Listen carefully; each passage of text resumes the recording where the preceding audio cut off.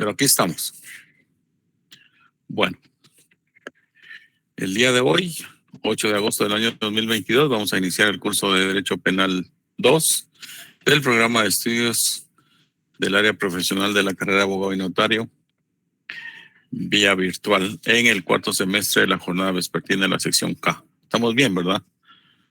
Así es de que, para dejar constancia del audio, porque ahora se está grabando, porque ahora la Contraloría General de Cuentas exige que se graben las clases para efecto de demostrar que sí, efectivamente ustedes reciben las clases y que el catedrático también imparte sus clases correspondientes. Quiero decirles que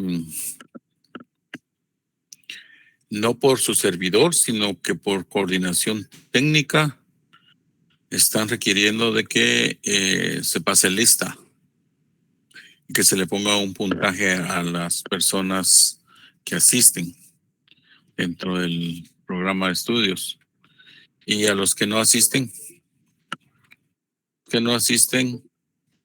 entonces se les va a quitar puntos. Entonces quiero indicarles que ya hoy nos avisaron que tenemos que pasar lista. ¿Cómo le vamos a hacer? No sé, pero creo que va a haber una fórmula ahí en la cual ustedes se van a tener que, como lo hacíamos en el semestre pasado, que ustedes se van a tener que, estando en línea, van a tener que ingresar un código. El código creo que va a ser su número de carnet y van a verificarse en cuanto a la asistencia de los cursos. Se me fue la cámara otra vez. Creo que es esto. No sé si está bien conectado. Ahí estamos. Vamos a ver.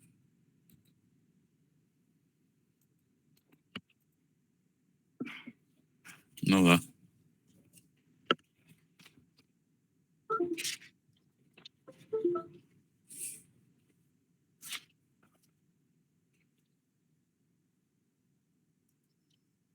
Bueno, vamos a empezar entonces el día de hoy con la culpabilidad.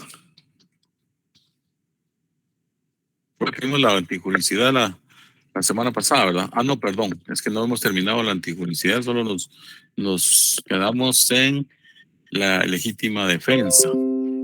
Los 3 presupuestos que tiene la legítima defensa, ¿verdad? Alguien que me refresque. Sí. Aló. Sí, Hola, hola. En el artículo la legítima defensa, inciso, íbamos a empezar a ver lo del, lo voy a indicar ahora, íbamos a empezar a ver estado de necesidad. Habíamos visto legítima defensa. Bueno, habíamos visto lo del medio empleado, ¿verdad? Habíamos visto de lo que se trata la legítima defensa privilegiada. Habíamos visto lo de los incisos A y B, que van con un presupuesto, y A y C. El A va con los dos. El A es por la agresión ilegítima. Si no hay agresión ilegítima, no hay defensa. ¿Ya? Si no hay agresión ilegítima, no hay defensa. Tiene que haber algo ilegítimo. ¿Qué es eso? ¿Qué significa agredir ilegítimamente? Que no hay razón, no hay ningún motivo para que alguna persona le haga algún daño o le pretenda hacer algún daño a otro. Entonces, tiene que ser ilegítimo. Entonces, el código lo encierra en temas de agresiones ilegítimas. Esas agresiones ilegítimas es de que no hay motivo alguno para que alguna persona a ustedes traten de hacerles daño. Y si no hay motivo, o sea, no hay ninguna provocación. Por ejemplo, alguien va caminando por la calle o va circulando una moto o un vehículo y no le dan la vía. Y como no le dan la vía, lo insulta. Entonces viene aquel otro y responde. Se bajan de los vehículos, y se agreden, uno saca un arma de fuego, otro saca un cuchillo, ahí no se puede alegar el legítima defensa. ¿Por qué? Porque hay un acto de provocación. En el caso de la legítima defensa, el sujeto pasivo, en esa relación, que es el que recibe la agresión ilegítima, no tuvo que haber provocado absolutamente nada. No tuvo que haber dado lugar a que la otra persona realizara alguna acción en su contra. Ese es el primer presupuesto que se tiene para alegar una legítima defensa.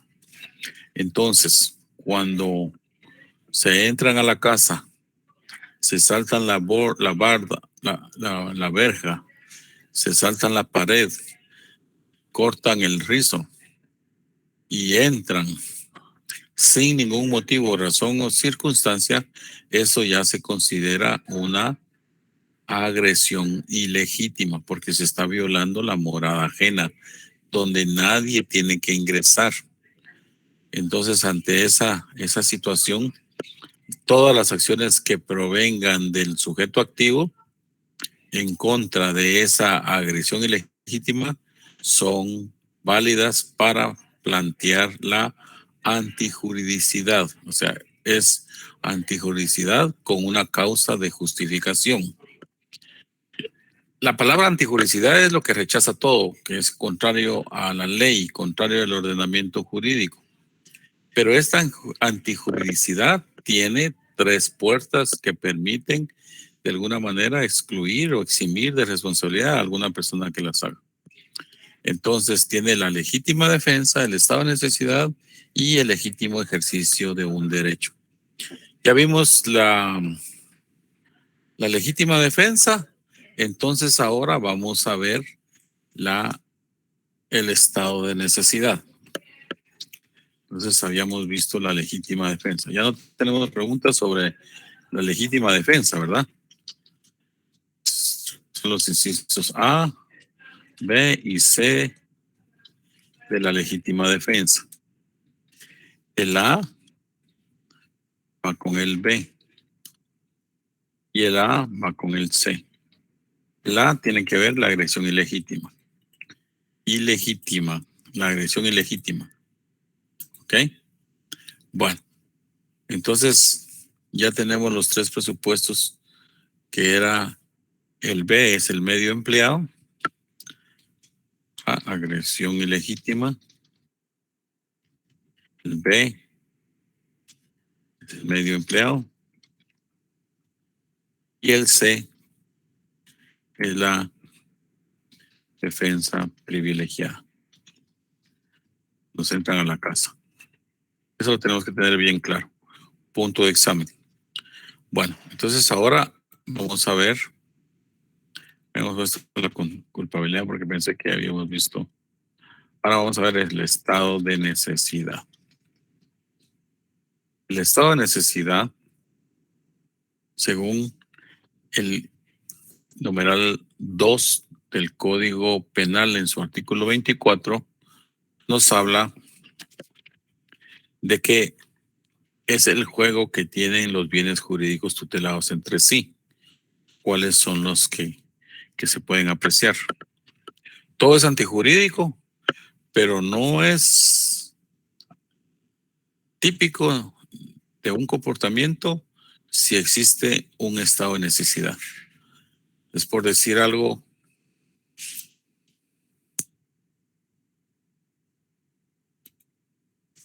tengo el cuidado de ver algo, pero para poder cuidarlo bien tengo que violar alguna otra norma. Ese es de alguna manera el sentido que genera el estado de necesidad, y dice el inciso 2 del Código Penal: quien haya cometido un hecho obligado por la necesidad de salvarse o salvar a otros de un peligro, no causando por él voluntariamente ni evitándole de otra manera, siempre que el hecho sea en proporción al peligro. Esto tiene requisitos, al igual que la legítima defensa. La legítima defensa tiene los requisitos. Entonces, quien haya cometido un hecho obligado por una necesidad de salvarse o de salvar la vida de los demás, ha causado por él voluntariamente y evitable de otra manera. El ejemplo típico de esto, no sé si ustedes ya lo habían escuchado, es, por ejemplo, hay una persona que lo van persiguiendo porque lo quieren matar. Unos delincuentes, qué sé yo, o enemigos, o personas que lo tenían amenazado y le habían dicho que lo iban a matar. Y entonces él corre desesperadamente a modo de evitar la agresión que pretenden hacer las personas que lo persiguen. Ya hay un estado de necesidad para salvarse. Entonces, este personaje que va corriendo se mete a una casa de propiedad ajena e ingresa intempestivamente, y allá adentro, pues obviamente las personas que están ahí, los moradores, no les parece. Y como no les parece, entonces, pues infieren en que está cometiendo un delito de allanamiento de morada. Entonces, el allanamiento de morada, para hacerlo como, por ejemplo, regulado como delito, pero viola el bien jurídico tutelado de la propiedad privada.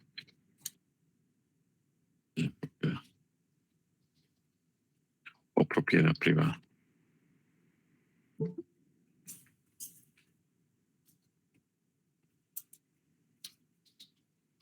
Vamos.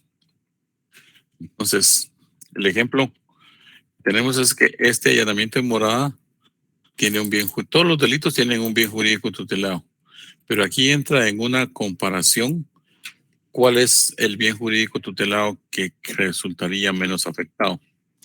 Entonces este señor va corriendo y se ingresa a una casa y lo acusan de violación a la privacidad. Pero el tema de él es que él está tratando de salvarse y tiene una necesidad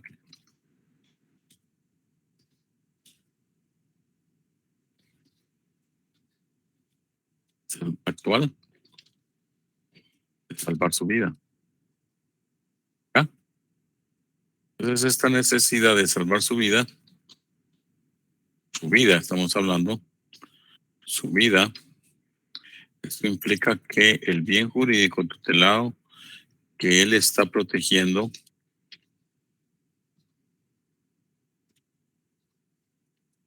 es la vida. Entonces, al hacer una ponderación, ¿cuál es el bien jurídico que tiene mayor valor? Podríamos decir así. ¿Cuál es el bien jurídico que tiene el mayor valor? ¿La propiedad privada o la vida? La vida. Fundamento de derecho. A ver, son abogados, se me tienen que decir cuál es el fundamento de derecho, en dónde nos sustentamos. Recuerda que cualquier abogado que habla tiene que sustentarse en la ley. Entonces, ¿en dónde está eso? ¿En dónde está esa ponderación que hay, que la propiedad es menor que la vida? A ver, ¿quién me dice? Podría ser en el artículo 1 de la Constitución, que protege a la persona. ¿Y el 3? Excelente. A ver, léamelo, compañero. ¿Lo tiene usted en la mano ahí? Sí. Ok. Artículo 1, protección a la persona. El Estado de Guatemala se organiza para proteger a la persona y a la familia. Su fin supremo es la realización del bien común. Ok. El otro compañerito que me lea el 3. Derecho a la vida. El Estado garantiza y protege la vida humana desde su concepción, así como la integridad y la seguridad de la persona. Ok, perfecto. También lo encontramos en qué otra parte, en qué otro orden jurídico, en qué otra ley encontramos eso del bien jurídico tutelado de la vida. A ver quién dice. A ver quién nos dice. Esto lo dice el artículo 1 y 3 de la Constitución, ¿verdad? 1 y 3 de la Constitución Política de la República. A ver, ¿quién más me puede decir de dónde se encuentra ese bien jurídico tutelado que protege la vida, además de la Constitución? Licenciado, podría ser. Sí. Sí, ¿quién me lo dice? El artículo 1 del Código Civil, ¿puede ser? El derecho a la concepción, sí, también. Otro que se acerca a nuestro curso.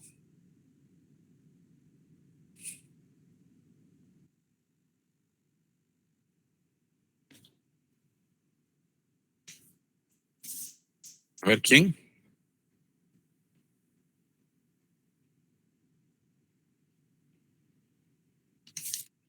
Aló. Aló. Aparte del Código Civil, aparte de la Constitución Política, ¿en qué otra ley encontramos la protección de la vida?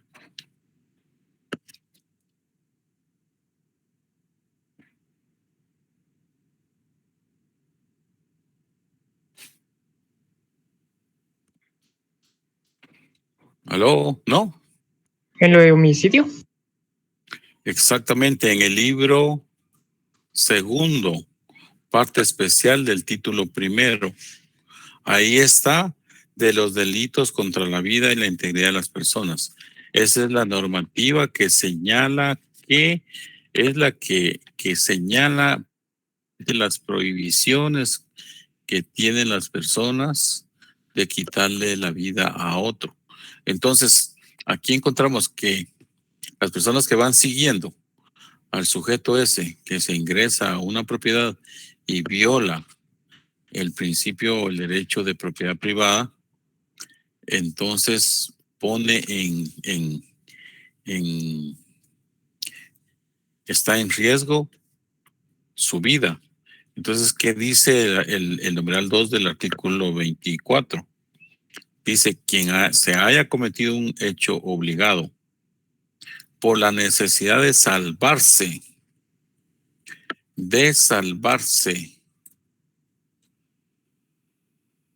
o de salvar la vida de otros de un peligro no causado por él voluntariamente, ni evitable de otra manera. O sea, no pudo haber evitado él salvarse, sino más que solo ingresar a una propiedad privada. Eso hace que se ponga en juego estos dos bienes jurídicos tutelados. Entonces, la propiedad privada y la vida están en juego como bienes jurídicos. Pero aquí lo más importante, el hacer el estado de necesidad, que puede haber acción, puede haber una tipicidad, puede haber una tipicidad del delito, hay un allanamiento de morada y puede haber una antijuricidad. Pero esta antijuricidad tiene una causa de justificación que es el estado de necesidad. ¿Se dan cuenta? Entonces aquí en el 24, numeral 2, Código Penal, está el estado de necesidad, siempre y cuando esto tenga los requisitos siguientes. Primero, que se cometa el hecho, ¿verdad? Que sea acción típica antijurídica. Cometer el hecho. Pero este hecho se tuvo que haber cometido en razón de la necesidad. Eso se llama estado de necesidad. La necesidad de salvarse a uno mismo o a otros. Y también que él no haya causado voluntariamente esa necesidad de salvarse. Yo no puedo decir, yo me voy a salvar y me voy a meter a un vehículo y me voy a robar el vehículo. El estado de necesidad tiene que existir como requisito que él no lo cause, o sea, ese estado de necesidad, sino que tiene que ser promovido por otros, en este caso por las personas que lo van persiguiendo. Y que no haya otra manera en este hecho cometer el hecho. No hay otra manera. Miran esa letra, ¿verdad? Pregunto, ¿sí la miran? No tanto. No mucho, No licenciado. Vamos a copiar esto en otra pizarra. Aquí, estado de necesidad, permite. No se preocupe. Ahorita me paso a la otra. Aquí. Ahí estamos. Entonces esto de cometer el hecho, no hay otra manera de cometerlo. No había otro camino más que realizarlo, cometerlo, violar otro bien jurídico tutelado. Y tiene que haber sido una necesidad para salvarse él mismo o a otras personas. Entonces, esos son los requisitos. Pero este hecho que cometió, mejor ya no sigo escribiendo porque se me va a chiquitar más la letra y ya no van a ver ustedes. Este hecho que realizó el sujeto activo, hay una justificante y esta justificante es que tiene que ser como requisito proporcional al peligro. O sea, tiene que estar como en iguales condiciones. Van corriendo para matarlo y lo que hace es que para salvarse se mete a una casa. Y en la casa después lo demandan porque se ingresó sin autorización. Esa relación que tiene el primer hecho con el segundo tiene que estar en proporción a ese peligro. Es decir, que uno sea la consecuencia del otro o en su defecto estén en iguales condiciones. Me explico. Cuando el sujeto iba corriendo, vio que inmediatamente le disparaban y no le acertaban a un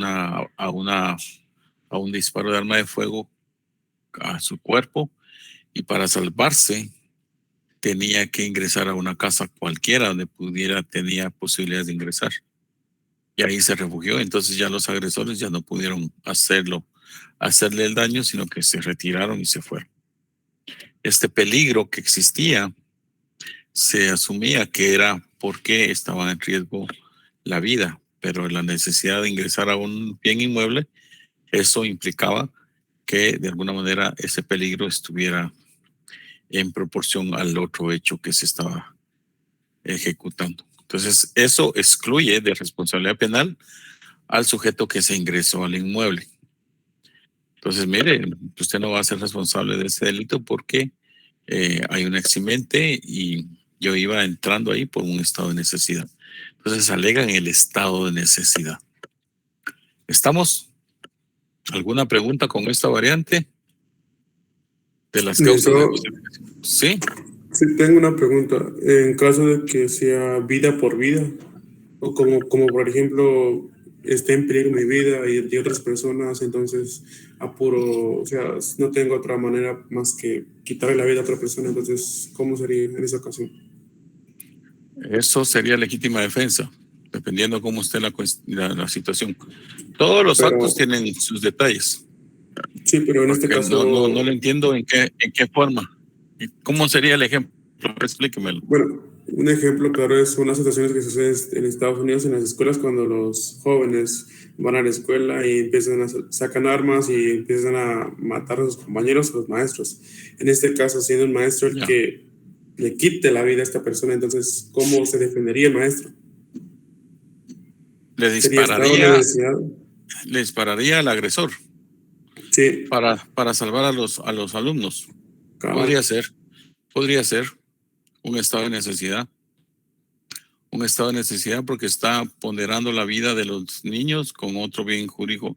El peligro es inminente, no fue provocado por ninguno de ellos, o sea, no fue causado voluntariamente por ellos y podría ajustarse en un nivel de los mismos valores jurídicos tutelados. Entonces, habría que ver cómo actuó el maestro, si no había tenido él algún problema con el agresor, sino que básicamente solo se ajustaba a defender a los menores de edad, a los niños que estaban en el lugar. Eso podría ser viable. Pero si hay algún antecedente que genere alguna incompatibilidad en eso, pues quedará a criterio de los jueces en la forma, el modo como lo pueda plantear el abogado y decir, mire, era un estado de necesidad porque el maestro solo trató de salvar a los menores y para salvarlo la única posibilidad que existía, tal y como lo dice la ley, la única posibilidad que existía era pues dispararle a él con arma de fuego para que evitar que matara a los demás. Algo comprensible. Pero si el maestro tuviese algún antecedente con el agresor que hubiese causado algo, eso se excluye de la aplicación de esta figura. ¿Alguna otra persona que pudiera aportar algo más o algún ejemplo como esto? Hay muchos ejemplos, pero hay que hacer un análisis concreto de cada caso. A ver, digamos, miremos. Una consulta, así como supóngase, digamos que alguien, como el ejemplo que usted puso, van corriendo a una persona para quitarle la vida, entra al inmueble, igual las otras personas entran al inmueble. Pongámonos un caso bizarro que en dado caso las personas del inmueble, las que están adentro, lleguen a ser agredidas de muerte. ¿Qué caso podría o cómo entraría ahí? ¿Eso podría pasar? Y ahí sí habría algo en contra de la persona que entró. Obviamente lo van a demandar y lo van a denunciar por allanamiento de morada. Salvo el caso que él haya entrado a robar o haya entrado a hacer otra cosa, eso cambia totalmente el esquema. Pero pues, si él solamente entró para salvarse la vida y dijo en algún momento que miren, me quieren matar, solo me voy a esconder un momento y me voy a refugiar aquí atrás del robusto de una planta en el jardín, es entendible, aunque los propietarios de esa casa pues se hayan molestado y han dicho no, no tenía que entrar porque no se metió a otra casa y todo. Entonces ese es precisamente el objetivo del análisis del estado de necesidad, que las otras personas accionen en contra de él para demostrar en un juicio que efectivamente él se encontraba en un estado de necesidad. Cuando se está hablando de un estado de necesidad, se está hablando de un periodo de tiempo, cómo está el estatus del momento, cómo realmente esta persona tuvo a bien vivir un riesgo inminente de perder la vida, que lo único que le quedaba era salvarse a sí mismo o salvar a los demás. En el caso que nos planteó el compañero, era en favor de otros y la ley así lo prevé. Dice, si alguien que comete un hecho obligado por la necesidad de salvarse o, ese es otro presupuesto, es otra fórmula, o de salvar a otros. Entonces, el de salvar a otros, nos quedamos con el ejemplo del maestro, que él de alguna manera implicaba que tenía que actuar porque estaba a cargo de los estudiantes y no hacerlo. Bueno, tenía un arma de fuego en el escritorio. Habría que ver si él tenía la autorización del arma y todo estaba en regla para poder actuar. Si no tenía licencia o no tenía la aportación, pues de alguna manera tiende a persuadir lo que el requisito del artículo 24, numeral 2 lo dice, que no haya causado a él voluntariamente. Pudo haber sido que que lo pudo haber causado él con el hecho de exhibir el arma o algo, o tener a la vista en los niños el arma del profesor, y por eso se dirigió ese sujeto a dispararle a los niños. Algo. Pero todo esto es objeto del análisis de la teoría del delito, de cómo realmente pueden ocurrir los hechos en cuanto a si procede o no procede aplicar un estado de necesidad. Porque la acción es con conocimiento y voluntad, la acción es típica y antijurídica. Lo único es de que en esta antijuridicidad tenemos que ver como elementos negativos el estado de necesidad o la legítima defensa, como vamos. Dice el artículo 24, numeral 2, que esta eximente se extiende al que causare daño en patrimonio ajeno y se concurren en las condiciones siguientes: la realidad del mal que se trate de evitar, que el mal sea mayor al que se cause para evitarlo, que no haya otro medio practicable a menos perjudicial para impedirlo.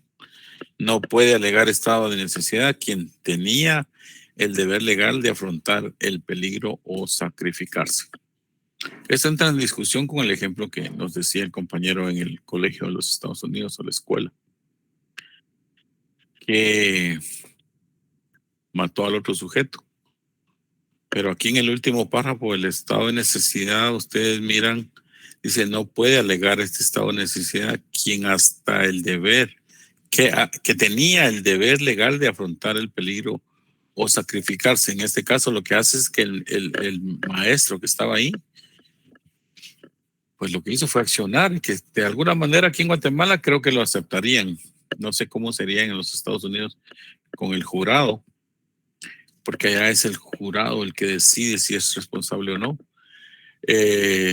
Lo que dice la ley es prácticamente de que él se enfrente con el agresor y trate de repelerlo e impedirlo, pues no de matarlo directamente, que era lo que yo miraba algo extraño ahí con el análisis que se hizo el compañero en Estados Unidos. Entonces, el hecho que fue realizado, tiene que estar correlacionado con varios requisitos o varios supuestos que la misma ley establece. Que la realidad del mal a que se trate de evitar. O sea, el mal tiene que existir, y si hay alguien que está tratando de querer hacer algo en su contra, pues preverlo y de alguna manera actuar en un estado de necesidad violando otro bien jurídico tutelado. Que el mal sea mayor o que se cause mayor que el que se cause para evitarlo. Entonces, aquí podría entrar que habla el compañero, que el mal sea mayor que el que se cause de evitarlo. Porque aquí estamos entre que se mató y también para salvarse, él mató. La ley aquí en Guatemala dice que tiene que ser un delito mayor y un delito menor. El delito menor es exculpable. ¿Ya? El delito mayor es el que se pretende hacer.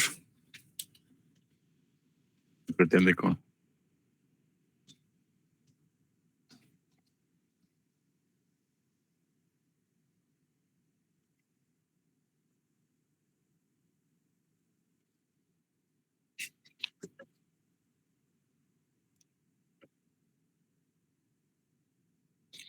Sí, lo que sucede ahí es que el tema es que estamos en la ponderación de un bien jurídico tutelado mucho mayor que el que se está violando, porque el delito de secuestro es la libertad.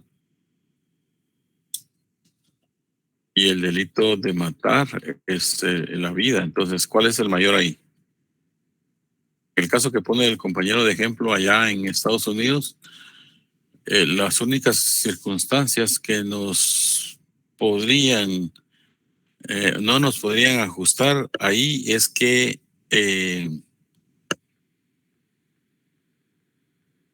él haya tratado de enfrentarse al peligro, que él haya querido recibir todo el peligro,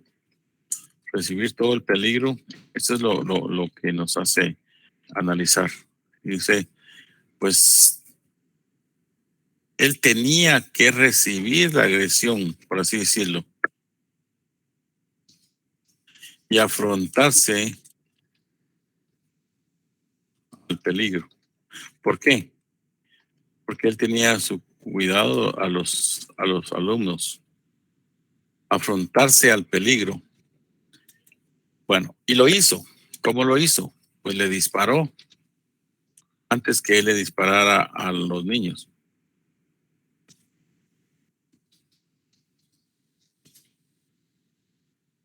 Podríamos hacer así. Si ustedes se dan cuenta, en la legítima defensa, dice, legítima defensa, la falta de provocación no tuvo nada que ver.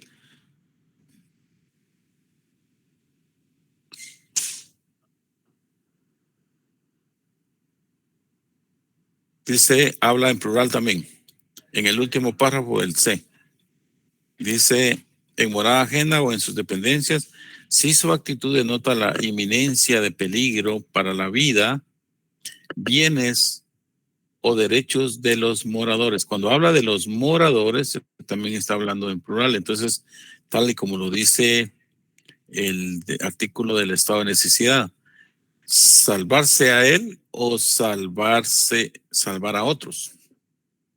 Entonces, recibir la agresión, afrontarse al peligro, y entonces él tenía que disparar porque estaba defendiendo en algún momento, como es un bien jurídico tutelado de iguales condiciones, tendría que recibir él la agresión ilegítima para alegar un estado de necesidad. Una agresión que pudiera haber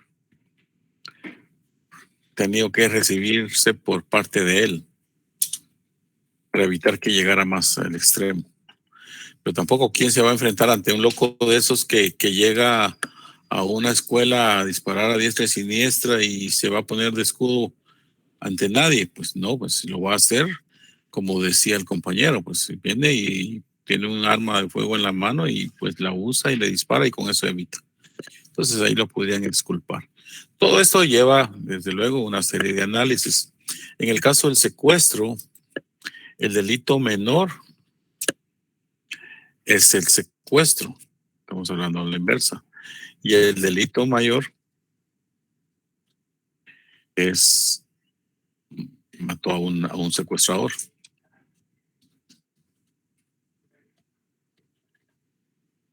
Para muchos en el ambiente social, pues podríamos felicitar y decir qué bueno que mató a ese secuestrador. Pero llenan los requisitos que dice exactamente la ley, basándonos en el principio de legalidad, que si es así, ahí la ley dice, no puede alegar estado de necesidad quien tenía el deber legal de afrontar el peligro de sacrificarse. Ese maestro, con este artículo, tendría que alegar otra cosa menos esto. Y en este caso del secuestro, el secuestrador es el que fallece y se le viola el bien jurídico tutelado de la vida, mientras que al otro se le estaba violando el bien jurídico tutelado de la libertad. ¿Cuál es el más de mayor impacto, el de mayor trascendencia? La vida. Obviamente el de la vida. Entonces el plagio de secuestro, que aunque es un hecho muy repudiable, pues nadie lo acepta, pero resulta que él no tenía por qué darle muerte al secuestro. Tal vez huir y escapar, que ahí no comete ningún delito, sino que al contrario, en una acción heroica surge y sale avante y se sustrae del control de los secuestradores. Entonces ahí es donde se tiene que analizar que efectivamente el bien jurídico tutelado alegar un estado de necesidad ahí como que no se ajusta. En el ejemplo primero que yo les puse de que iba corriendo y que lo seguían y que se tuvo, en ese precisamente es el que ha dispuesto siempre la doctrina. Si ustedes leen la doctrina en cuanto al estado de necesidad, van a encontrar ese típico corredor que anda huyendo de sus enemigos. Siempre lo mencionan. Lo menciona de Matabela, lo menciona Muñoz Conde, lo menciona Mayer, lo menciona Pic Peña, y ese es el ejemplo. Los otros que ustedes pusieron, pues qué bueno que lo aportaron, porque eso es lo que nos hace hacer las comparaciones del caso para poder ir entendiendo qué realmente es el estado de necesidad. Y se recuerdan que precisamente el estado de necesidad tienen que concurrir, al igual que la legítima defensa, todos los requisitos que establece la misma ley. Entonces, acá ustedes hagan su análisis, hacen su comparativo, que un estado de necesidad es cuando eminentemente existe un peligro real del cual Sí, buenas tardes. hay que tener relación. Sí, adelante. Una duda, fíjese que hablando respectivamente con lo del secuestro, el secuestro se encuentra en el título 4 de los delitos contra la libertad y la seguridad de la persona, capítulo 1, artículo 201. Pero ahora mi pregunta es que si la persona le causa lesiones leves, que están estipuladas en el título 1 de los delitos contra la vida y la integridad de la persona, siempre se va a dar esta jerarquía, porque yo lo pienso que un secuestro es mucho más grave que causarle lesiones leves a una persona, ¿verdad? Claro. Entonces, pero como digamos aquí el título 1 dice de los delitos contra la vida y la integridad, y el título 4 ya son de los delitos contra la libertad y la seguridad de la persona, ¿a cuál nos dejamos llevar?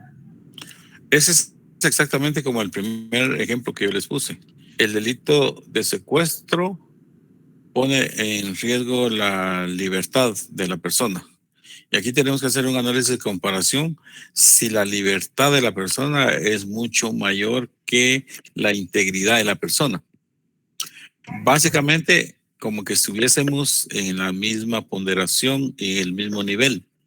Porque el delito de secuestro afecta la integridad el delito de secuestro de la libertad. O sea, ¿en qué consiste la libertad? Es privar a una persona para que no se movilice y encerrarla en un lugar para que no tenga libertad de locomoción y pueda dirigirse a donde ellos quieran, donde se quiera. Pero ¿qué es lo que pasa? Que acá, en el delito de secuestro, tenemos que compararlo con el delito de lesiones, como decía el compañero. Pues solo golpeó, le metió un garrotazo en la cabeza al secuestrador, le hizo una herida de corto contundente y lo dejó herido. Entonces viene el secuestrador y se va a quejar y dice que él lo estaba cuidando porque estaba secuestrado, y entonces cuando recibió un golpe se soltó de las manos, se desató de los lazos que estaban amarrados, agarró una cosa de hierro ahí y para garantizar su fuga le metió un garrotazo, pero de aquellos garrotazos que a la gran fecha que le dejaron hasta abierta la cabeza y le salió sangre y obviamente quedó inconsciente. ¿Qué creen ustedes que el juez podría hacer ahí? Entonces, ¿qué bien jurídico tutelado tiene que tomar en cuenta? No puede apreciar la demanda del secuestrador porque estaba cometiendo un delito. En el caso del allanamiento, sí, porque son otras personas que no tuvieron participación en él que están demandando al que se metió a la casa. En este caso, solo está entre la relación de uno y el otro. Entonces tenemos que ser muy cautos en estos análisis. hasta dónde tenemos, y esos son análisis que se hacen previo a que ustedes vayan a una audiencia ante el juez y le vayan a poder explicar. El juez obviamente va a hacer una consideración si ustedes le están planteando que los requisitos sí se llenan. Entonces esa ponderación del bien jurídico tutelado de uno con el bien jurídico tutelado del otro, hay que hacer este análisis. En el delito de secuestro podría resultar que no opera un estado de necesidad porque la agresión de lesiones se lo está realizando al mismo que está perpetrando la acción en contra del sujeto. Entonces, no cabe, no entra. Licenciado, buenas tardes. Buenas. Y digamos de que en el caso de que el secuestrador esté recibiendo, por ejemplo, que a veces le cortan un dedo o los lastiman, como un tipo de tortura por tal de mandarle a la familia fotos y que manden el dinero o algo así. En ese caso, o sea, él está siendo torturado prácticamente, secuestrado y torturado. Entonces, si él viene y mata al secuestrador, en este caso sí podría ser una defensa para él en el sentido de que está salvando su vida, porque ya está, que lo van a matar, digamos. O sea que el delito de secuestro es un delito de alto impacto, donde todos los actos que se cometen ahí son repudiables. Es un delito de mayor gravedad, no es como un delito común ni como un delito leve. Hay delitos graves, delitos mayores graves. El Ministerio Público hace esa clasificación y dice, estos son los delitos graves y estos son los delitos menos graves. El delito de secuestro es un delito grave, porque si bien es cierto, está en juego la libertad de la persona, podríamos decir que también está en riesgo la libertad o sea, la vida de la persona. Entonces, aquí es donde ustedes tienen que comparar que el delito de secuestro, eso de que cortan orejas para mandar a la familia para que paguen el rescate, que le cortan un dedo y todo lo que se ha visto aquí a través de la historia. Gracias a Dios ahora no mucho se ve eso, pero en la realidad eso es deplorable, que no se puede considerar desde ningún punto de vista nada en lo absoluto para favor de los agresores, por un lado, o de los autores. Por otro lado, alguien que esté como secuestrado y que quiera alegar un estado de necesidad no puede, porque él está privado de su libertad, y si se trata de fugar o hace algo en contra de los secuestradores, automáticamente lo hace en el ejercicio de salvar su vida, en el tema de escapar, pero no podríamos atribuirle ninguna responsabilidad al que escapa, porque no está cometiendo un delito. Y aún así golpea al secuestrador, pues eso no implicaría en los términos generales del análisis de una imputación objetiva decir, bueno, entonces le vamos a aplicar un estado de necesidad porque él se escapó y golpeó al secuestrador. Eso ya no opera.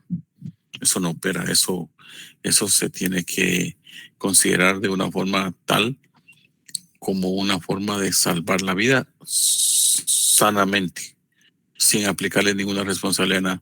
Lo que estamos hablando acá en este tema del estado de necesidad es que se le imputa alguna responsabilidad de cometer un delito en razón de salvarse o salvar la vida, pero por distintas circunstancias, tal y como lo cual lo dice el artículo 24 del Código Penal, con los requisitos especiales. Esto es siempre y cuando se le esté imputando algún delito menor a alguien que resultó sustrayéndose de la agresión que estaba recibiendo de sus secuestradores. Entonces esto casi no opera, porque el delito de secuestro es un delito muy grave que no tiene relevancia en ningún esquema de antijuricidad que pudiera decirse, porque ya son delitos graves que tienen agravantes propias dentro de sí, dentro del tipo penal. Eso lo vamos a ver cuando describamos el tipo penal. Buenas tardes, licenciado. Tengo una pregunta. En el caso, como por ejemplo, usted mencionó delitos mayores y delitos menores. No sé si estoy bien o estoy mal. Como por ejemplo, hay algo que nos enseñaron a nosotros, como por ejemplo, los delitos y las faltas. O sea que hay una diferencia en una falta y un delito. Porque yo pienso que, bueno, que el delito, bueno, es como por ejemplo un asesinato donde ya torturan a una persona o algo más grave. Y los delitos y las faltas, pues ahí se me sitúa una duda, ¿va? Entonces, por eso quisiera que tal vez usted me apoyara en ese sentido.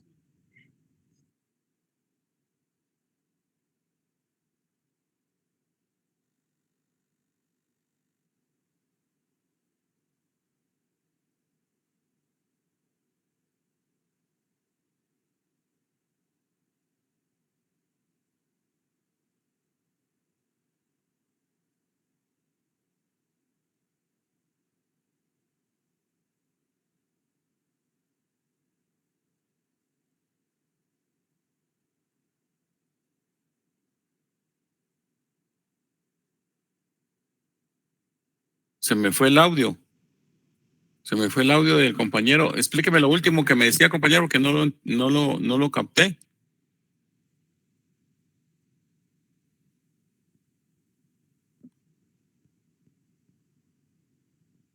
Bueno.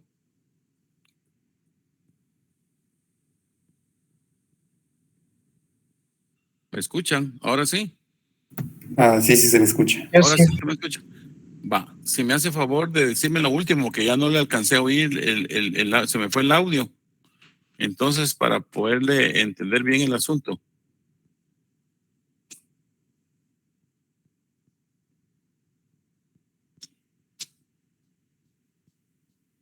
¿Aló? ¿Me escuchan?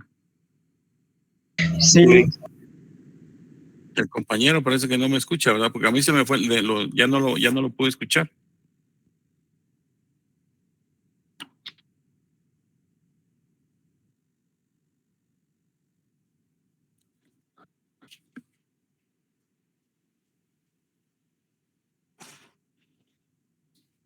¿Aló? El compañero que me estaba hablando se quedó sin audio. Ya no lo escuché.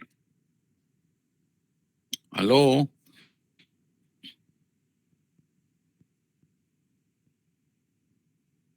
Como que tiene problema, ¿verdad? Porque ya no le escuché lo último que me dijo. Bueno, ahí que me indique más adelante. Bueno, entonces con esto del estado de necesidad, pues ya tenemos de alguna manera clara que es un estado de necesidad que tiene que resultar un delito grave y que se comete un delito menos grave. Esa es la diferencia que tienen que tener los requisitos que están establecidos en el numeral 2 del artículo 24. Lo tenemos, ¿verdad? Bueno, y pasamos a la última, que es precisamente el legítimo ejercicio de un derecho. Este legítimo ejercicio de un derecho es el que va dirigido a los funcionarios públicos, prácticamente a los que tienen o a los empleados públicos. Aquí pueden haber una serie de ejemplos que pueden ustedes, porque es un poquito más sencillo, no es como la legítima defensa ni el estado de necesidad. Es un poquito más sencillo porque sencillamente, valga la redundancia, es una función que realiza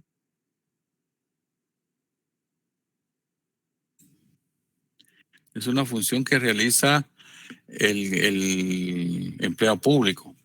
Por ejemplo, si estamos hablando de un policía del sistema penitenciario que está cuidando a un preso y viene el preso y en algún descuido que tiene el agente de la policía penitenciaria, resulta que se quiere escapar o se pretende escapar o hace algún acto y empieza a correr y se separa de su custodio. Su custodio, pues lo que hace es que para evitar que esta persona se dé a la fuga, entonces le dispara con su arma de fuego de equipo y le penetra un arma de fuego, un proyectil de arma de fuego en la pierna derecha y el tipo cae y se desangra y muere, porque lamentablemente en una arteria principal de la pierna que le provocó un desangre fuera de lo normal, y eso fue lo que provocó esa situación. Entonces, para eximir de responsabilidad al agente de seguridad o al policía del sistema penitenciario, pues se le podía aplicar una causa de justificación que indique que es un legítimo ejercicio de un derecho. Él estaba actuando legítimamente en razón de la custodia de su detenido. Entonces, el numeral 3 del artículo 24 nos habla de que quien ejecuta un acto ordenado o permitido por la ley en ejercicio legítimo del cargo público que desempeña, de la profesión a que se dedica, de la autoridad que ejerce o de la ayuda que preste a la justicia. Básicamente es dirigido a ellos o a un policía que ya ha capturado a alguien y se le huye y porque ya no se le vaya a huir, pues le dispara y lo mata. Ese es el legítimo ejercicio de un derecho. Entonces, ese acto que realiza este empleado público, que ha sido precisamente ordenado y está permitido por el reglamento del sistema penitenciario o está permitido por las normas internas del sistema penitenciario, entonces la ley lo prevé como cualquier otra clase de circunstancia que podría. Permítame un momentito, solo.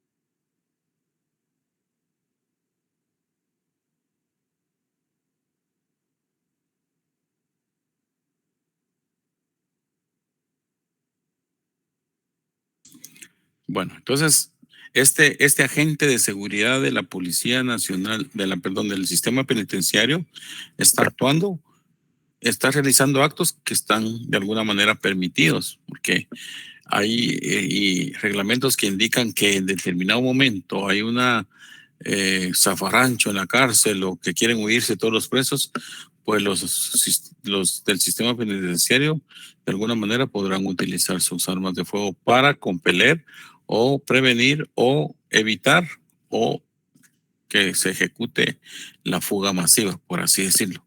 Si este personaje anda únicamente con un reo ahí por la 17 calle, donde andan regularmente siempre porque los llevan a tribunales y ahí en ese momento se le pretende escapar, entonces ahí es donde realmente pues entra esta causa de justificación de legítimo ejercicio de un derecho. Entonces ejecuta el acto, pero obviamente eso ya está ordenado, ya está previsto, ya está permitido por algún reglamento o algo, y que incluso pues si no lo dijese en un reglamento o en un orden jurídico interno, pues lo dice el Código Penal en este numeral 3 del artículo 24. Solo que esto lo hace en razón, en un término general, para que se pueda apreciar de tal manera. Este ejercicio legítimo del cargo público, obviamente el individuo que está haciendo esa acción tiene que estar empleado en la administración pública. Si no es empleado, pues no opera esta circunstancia. Si tiene otra categoría, no opera esta circunstancia. Entonces, la profesión a la que se dedica está tratando de evitar un mal superior a que se escape Pero también aquí viene la inversa y comete un delito mayor para evitar que se lleve a cabo la fuga del sujeto o de la persona que está detenida. Entonces, este cargo público tiene que existir y además de existir, tiene que estar nominado por la autoridad competente, quien fue el que nombró a este empleado público en ese cargo, para acreditar que efectivamente él es un agente de servicio de seguridad que estaba a cargo de estas personas que estaban detenidas. Entonces, como estaban detenidas, tenía su deber, el deber de cuidado de mantenerse sujeto al control de él. Podría decirse que en algún momento el guardia se pone de acuerdo con el preso y lo deja escapar. Y entonces viene y le dispara y no le pega y de todos modos el preso se va. Y entonces podría asumirse ahí que efectivamente pues estaba obrando en un legítimo estado de necesidad, pero al hacer las averiguaciones correspondientes se determina que no era así. O sea, uno de los temas es que no logró detener al privado de libertad para que ya no se huyera. Algo que queda en el ambiente de que si efectivamente el legítimo ejercicio de un derecho que está alegando es verdadero o no. Todas esas circunstancias las tenemos que ir viendo poco a poco de acuerdo a nuestro análisis. También podríamos decir que el que le dispararon iba herido y dejó manchas de sangre tiradas en el camino.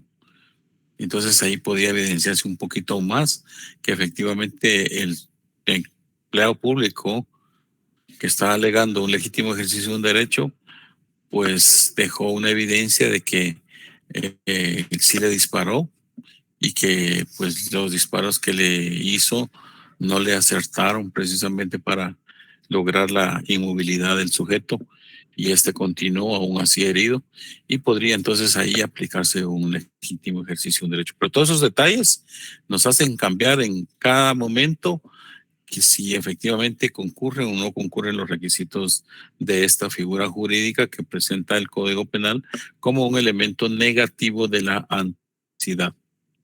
De tal cuenta que podría dejar bien marcado que sí tuvo la intención de detener al sujeto, pero se fugó de todos modos. El otro tema es que esta característica, esta figura jurídica, es que tiene que ser en el ámbito de el auxilio o el apoyo o la colaboración a la justicia. Esta acción va en razón de la justicia. Eso me recuerda aquel emblema que existe, que dice para ayudar a la justicia, que es precisamente a luchar por la justicia. Entonces, este individuo que tiene a su cargo o el policía que tiene a su cargo la persona detenida y se le va a fugar, él está actuando para garantizar un debido proceso, para garantizar que a esta persona que está sujeta a un proceso, pero que se pretende sustraer del proceso fugándose, entonces el agente de seguridad le dispara y lo detiene, pues está actuando en razón de la ayuda que se presta a la justicia por parte de toda la administración pública o en su caso, agente de seguridad. Ese es el ejemplo que tenemos en el legítimo ejercicio de un derecho. Ya no me dio chance la plataforma de abrir otra pizarra, pero pues en esto estamos.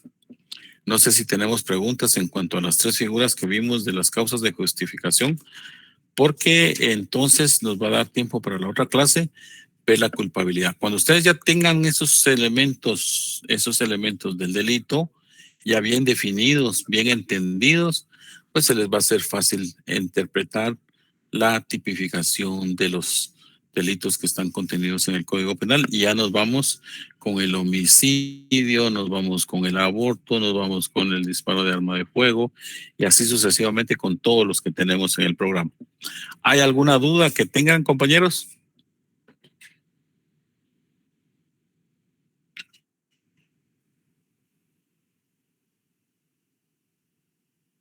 No. Vamos a ver. Ahorita lo vamos a ver aquí. ¿Cómo se llama el compañero que? Aquí está. Ya no pudo tener micrófono el compañero, ¿no? Dice los delitos mayores y los delitos menores. ¿Qué diferencia existe en una y un delito menor? Esa sería la pregunta. Pues el delito menor es que pertenece a un otro bien jurídico tutelado y tiene una diferencia de penas. En eso se diferencian y las características y circunstancias son distintas.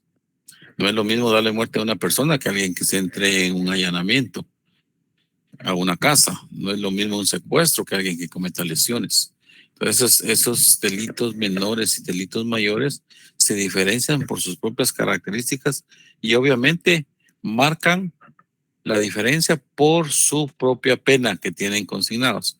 Ustedes se dan cuenta que a cada tipo penal se le pone una pena y esa pena es la que hace diferente uno del otro. Por ejemplo, el aborto, ustedes abren su código y encuentran cualquier delito, el aborto con o sin consentimiento. Entonces acá la pena es de 8 años, será de 4 a 8 años de prisión. Pero si ustedes hablan del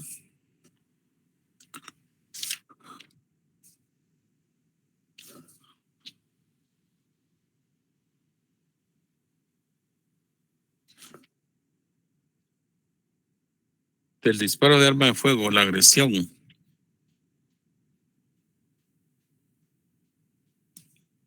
dice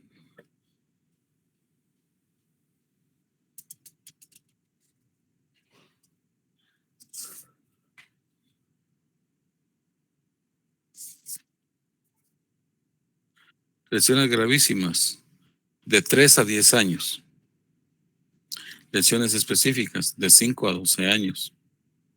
Entonces, tenemos la diferencia de los delitos se identifican por su pena, la aplicación. ¿Por qué creen ustedes que el legislador le puso una pena mucho más grande a unos que a otros? De 4 a 8 años y el otro es de 5 a 12 años. Por lo que significa el bien jurídico tutelado en la sociedad. ¿Cuál es el bien jurídico tutelado? Son los intereses que protege la sociedad a sí misma. Son las autodefensas que tiene la sociedad para defenderse. Y entonces en uno u otro delito que se cometan, precisamente son los castigos que impone el Estado emanados de la sociedad. Es el Estado el que realiza esa ponderación para mandar un mensaje de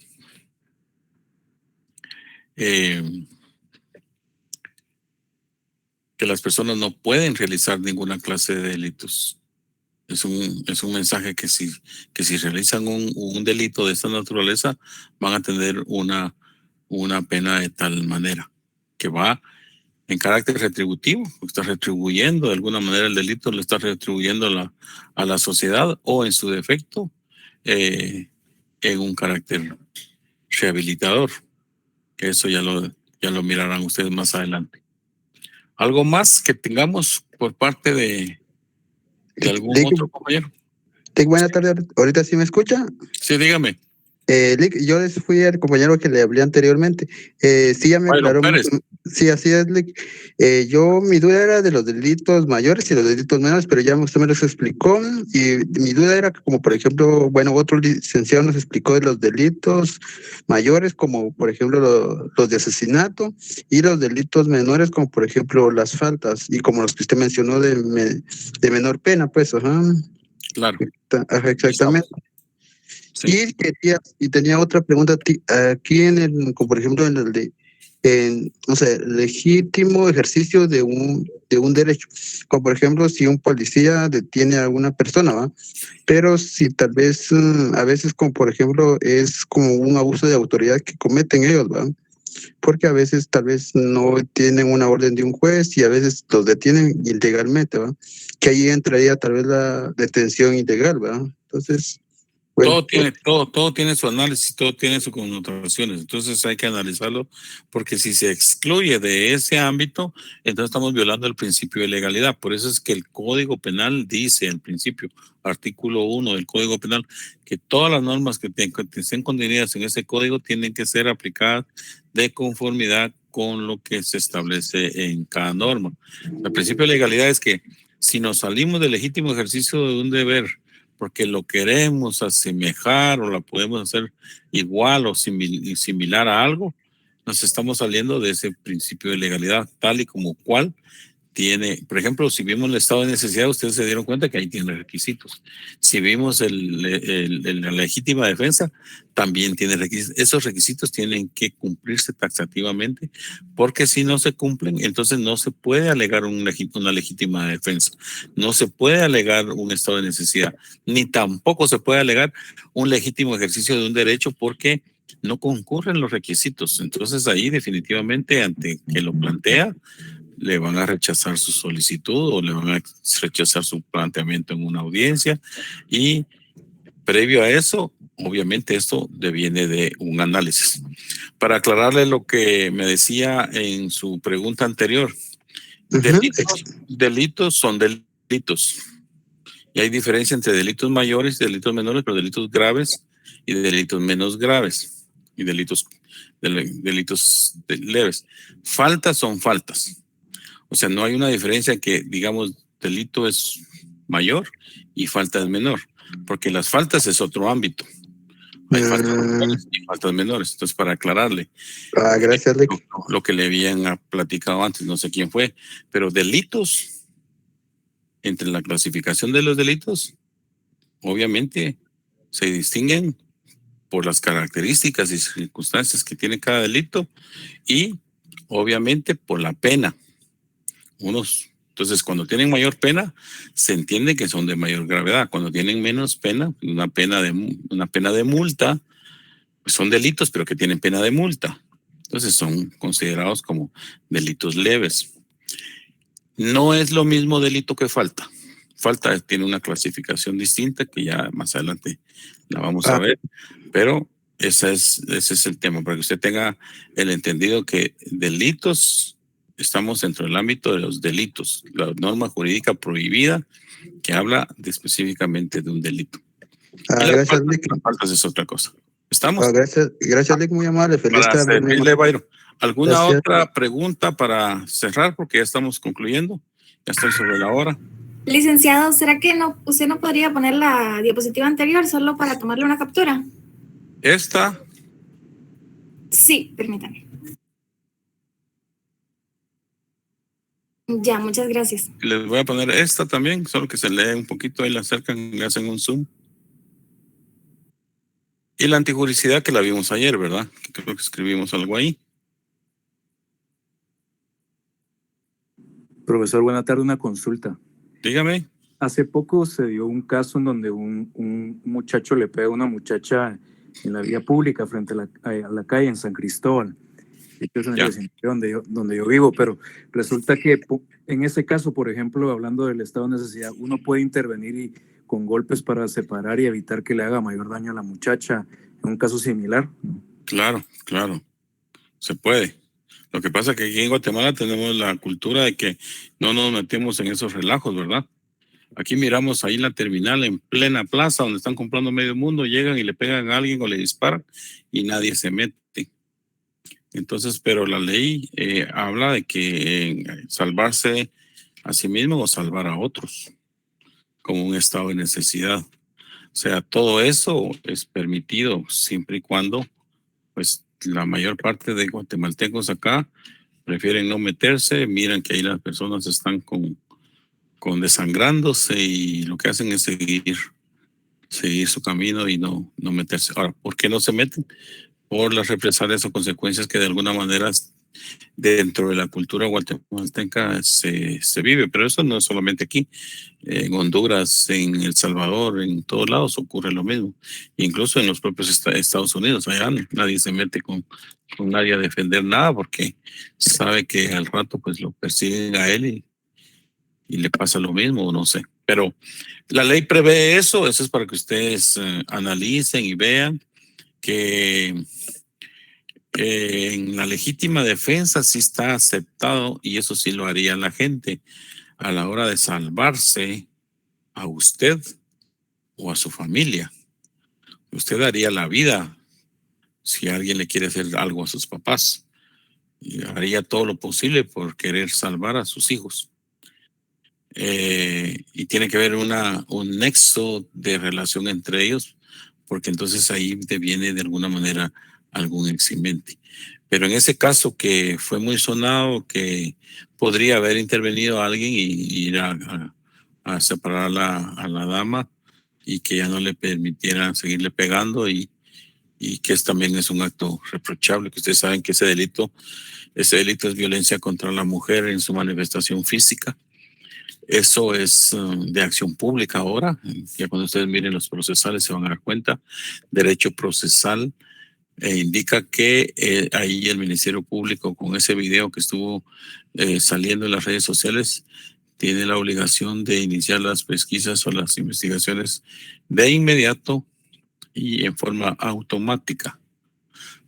Porque la misma ley prevé que el funcionario público que tiene a su cargo esa connotación de delitos tiene que actuar de oficio, porque si no actúa de oficio, entonces deviene una sanción o hay una repercusión jurídica en contra de los empleados que tienen los fiscales o jueces que tengan esa connotación, pues tienen que actuar de oficio en razón de la defensa del derecho más vulnerable, que en este caso, pues ustedes vieron que era evidente que era una mujer la que se le estaba agrediendo. Bueno, compañeros, los dejo. Los vemos el viernes. Tenemos la otra clase, ¿verdad? Si nos da tiempo, concluimos con la culpabilidad y la punibilidad y cerramos la teoría del delito y ahí ya ustedes van a trabajar la tipicidad en todos los delitos. Estamos justo de saludarlos. Me voy porque ya se me fue la hora, me pasé un poco, pero por respeto a los compañeros que tienen su otra clase, los dejo. Feliz tarde, compañeros, y nos vemos en la próxima clase. Feliz tarde. Feliz tarde, licenciado. Feliz tarde.